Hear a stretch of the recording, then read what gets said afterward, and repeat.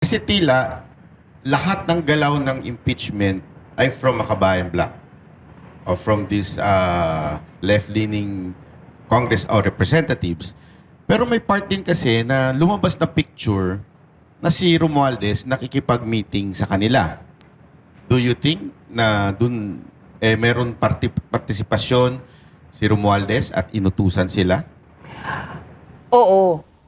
Totoo yan. Kasi makukuha mo yan sa sinabi sa privilege speech ni Senator Francis Escudero na si Martin Romualdez ang mastermind ng lahat. Kung maalala ninyo, noong nakaraang taon, September 29, 2025, nagsalita si Senator Escudero at sinabi niya yon. At tama ka, kasi pagkatapos nung AOM ng COA sa OVP, September 14 yon, nagsalita na si Stella Kimbo. Dito nanggagaling yung narrative na inubos ng 11 days.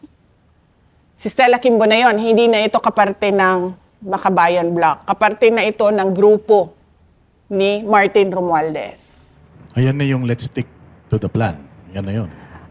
Yung let's stick to the plan, yun yung kulang pa yung kulang pa yung kanilang ebidensya. So ang ginawa nila, tatanungin natin sa budget hearing yung confidential funds. Na sinasabi naman namin na kung maaalala nyo, mag-isa akong pumunta doon, hindi ko pinasama yung mga tiga Office of the Vice President.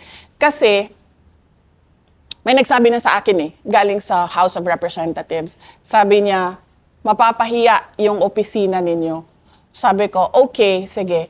Sabi ko sa mga kasamahan ko sa OVP, sabi ko, papahiyain tayo So sabi ko, wag na kayong pumunta. Kasi mga ordinaryong empleyado ito hindi naman itong mga politiko, wala silang power at all.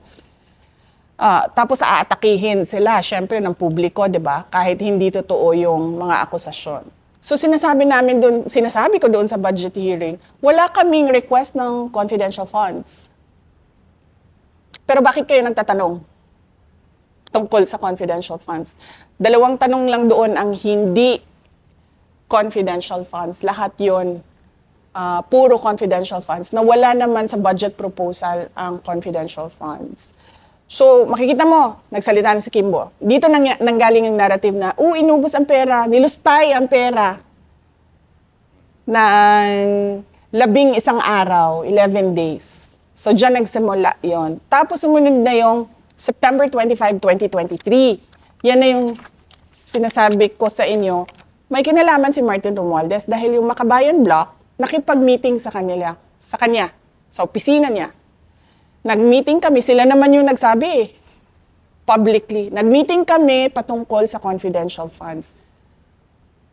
So dun na semento yung partnership, kumbaga, ni Martin Romualdez at nung Makabayan Bloc.